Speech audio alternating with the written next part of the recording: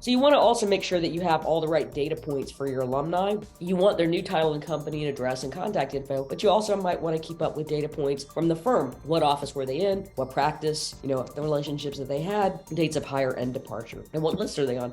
If you think about it, people are not just changing jobs, and changing locations like they have been. There are people, they get hired and fired and promoted, and, companies open and close and get acquired and move. And it's hard to keep up with all this data. And, now it's big data. The more data we have, the harder it is. And if you don't have the data for your alumni, you are unable to target. And it also hinders adoption of your CRM and your other technology. And it leads to a lot of wasted time and effort. And it really hinders business development, and really we're all focused on that.